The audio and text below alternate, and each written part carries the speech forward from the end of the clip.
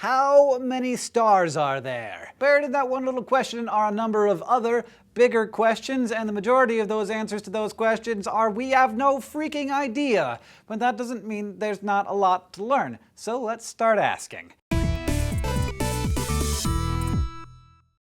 The first how many stars are there question that we can try to answer is how many stars can I see?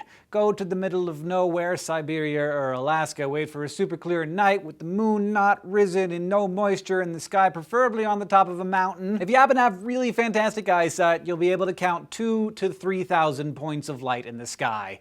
But those are just the ones that are visible to you at the moment. An exact number is impossible to come by because different eyes can see different numbers in different places. You can never see all of the sky at one time because, of course, the Earth is getting in the way of the rest of the night sky, but there are about 5,000 stars visible from the surface of the Earth. Of course, there are some dots in the sky that aren't stars. Many man-made satellites are visible from Earth, as well as Mercury, Venus, Mars, Saturn, Jupiter, Neptune, and Uranus, all occasionally visible to the naked eye, as well as two galaxies, Andromeda and the much, much dimmer M81. Which brings us to the question of how many stars there are in our galaxy, because while we can see a fair number with the naked eye, hanging out in our galaxy are more than 200 million stars. 200 million! But of course, it is impossible to count them all. There are so many that when we point telescopes at the more dense areas of the Milky Way, there's just a solid mass of stars that we can't see beyond, and unless we leave our galactic neighborhood, we'll never be able to see beyond. But 200 million is just the low end of the estimates. By measuring how fast the galaxy spins, and thus its gravitational effect upon itself with dark matter subtracted,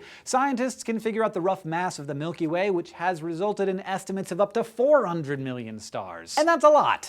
But nothing compared with the number of stars that there actually are. Because though we can only see two galaxies with our unaided eyes, the observable universe has a lot of galaxies. Again, we don't know how many, but estimates range from 100 billion to a trillion.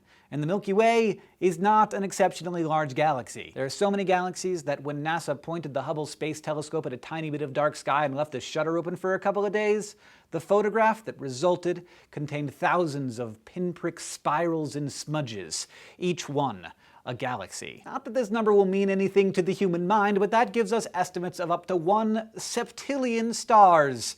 As Carl Sagan said, greater than the number of all the grains of sand on all the beaches on Earth. Oh, and yeah, when I said the observable universe, that's just the areas of the universe that we can possibly see, where the light that has been produced has had time to travel to our eyes. Beyond that, there are no doubt more galaxies. Indeed, the number may be infinite. And so, when you ask how many stars there are, just know that we can't know.